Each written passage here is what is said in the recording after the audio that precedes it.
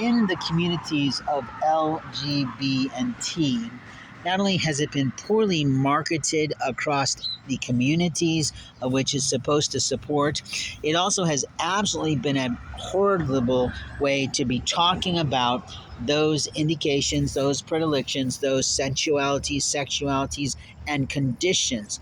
Physical, private genitalia conditions. The first mistake was grouping them in the way they do. The second mistake was saying that their sexuality needs to be out loud and proud, while heterosexuality needs to stay subdued. The foolishness was not adding H in front of all that for heterosexuals, or H at the end of that set of type of sexualities of L, G, and B, to allow everyone to be conceptualized in that sexuality is private. It is something done in private for most people who are healthy of mind. It is something done with private selections of who we're going to play with at the time. It is done absolutely in private when we partner for life and try to create a life that is not full of strife and full of good health care for our own life. And frankly, putting a T involved in that group is an absolute bastardization of what that situation is. What we have in that situation is a medical problem. And that medical problem can be mediated and absolutely fixed by the right standard of care. And the standard of care has been existed for a good at least 20, 30 years after 40 some years of studying the condition.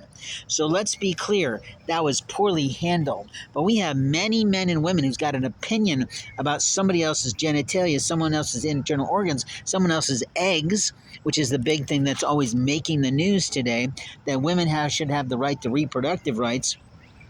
Well, frankly, anything doing with the internal internal organs and internal operations of an individual is nobody's fucking business.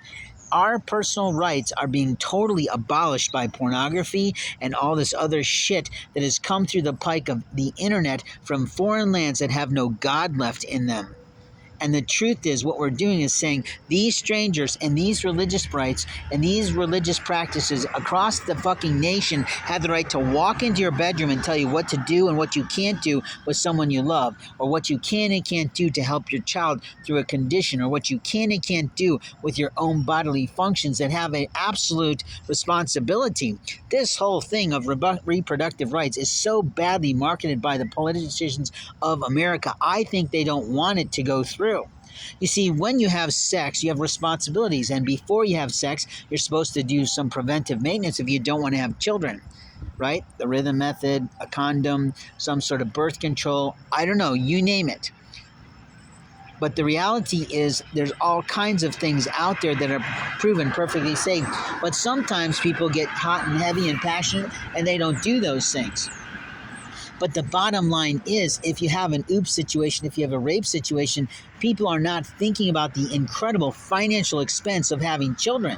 So this is what we're really talking about. What we're really talking about is people's right to say, no, I don't have the money to handle this. I don't have the emotional fortitude to do this. I don't have the educational background or the time to study how to be the right kind of parent. I don't have the right abilities in my own spirituality, let alone to bring a child into the world, to give them their own spirituality, their own faith. You see, it's more than just about sex. It's more than just about creating a fetus. It's about how much fucking responsibility are you willing to take for the fact that raising a child today in today's world, today's climate, today's COVID is almost $1 million expenditure.